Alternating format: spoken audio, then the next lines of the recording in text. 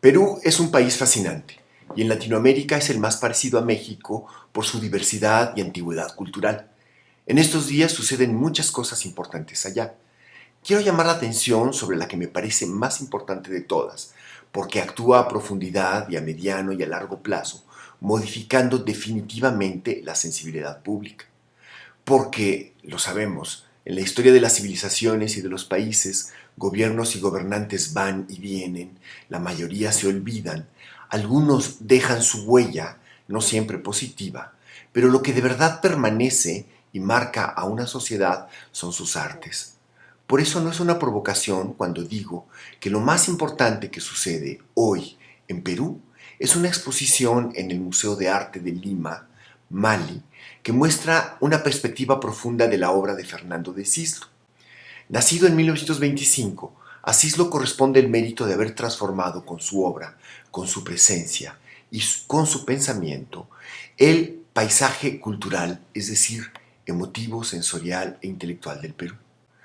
Con esta retrospectiva podemos ver claramente, como en una novela visual de aventuras, cómo se hizo el artista, sus influencias, sus elecciones, su evolución, las transformaciones de sus cuadros.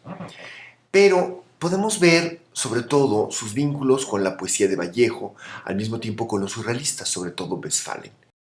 Vemos el retrato que hizo de su primera esposa, la gran poeta peruana Blanca Varela, y la vemos a ella en una apasionada película muda de ecos surrealistas, algo muy emotivo para quienes admiramos su poesía. Vemos la lucha de Cislo, larga y definitiva, por abrir en Perú un espacio a los lenguajes modernos del arte mundial del siglo XX, y podemos admirar algunos de los más notables momentos de esplendor de su obra a lo largo de 60 años de pintar.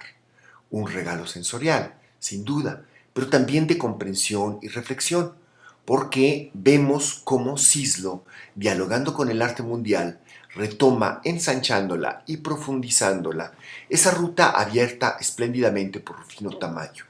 Ser universal, escuchando al mismo tiempo al arte milenario de su país, porque, como afirmaba Octavio Paz de Tamayo, esa cultura milenaria está viva. Así, muchas formas milenarias del arte prehispánico andino toman nueva vida en la pintura de Cislo, no como citas, sino como elementos de un lenguaje moderno.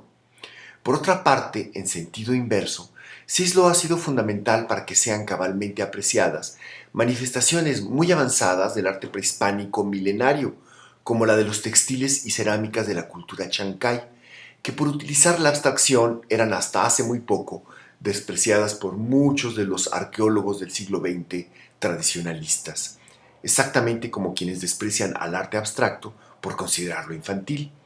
La presencia ciudadana de Cislo también ha sido decisiva en Perú a lo largo de las décadas.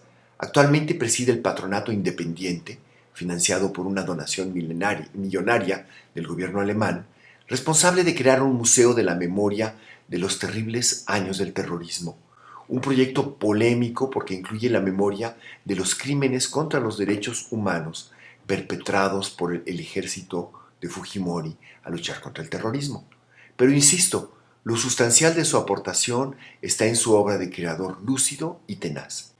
Para todos los que no pueden ir a ver a esta exposición retrospectiva esencial de su pintura en Lima, recomiendo la lectura de su libro de ensayos Miradas Furtivas. Fue publicado por el Fondo de Cultura Económica.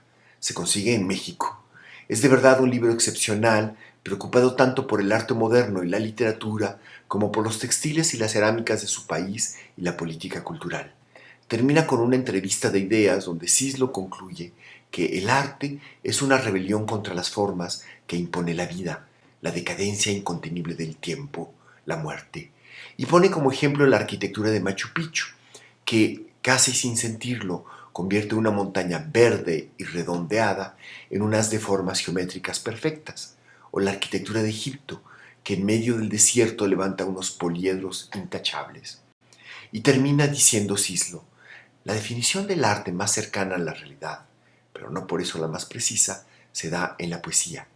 Y cita a Goethe: Todo eso que de los humanos pasa desapercibido o completamente ignorado, va por el laberinto del pecho, camina en la noche. Y eso me hace pensar a la vez en ese cuadro suyo que se llama Noche Estrellada, en el que dos formas entrelazadas, que son una y que parecieran hacer el amor sonriendo, flotan en un cielo lleno de puntos de colores brillantes sobre una tierra que nos recuerda al desierto.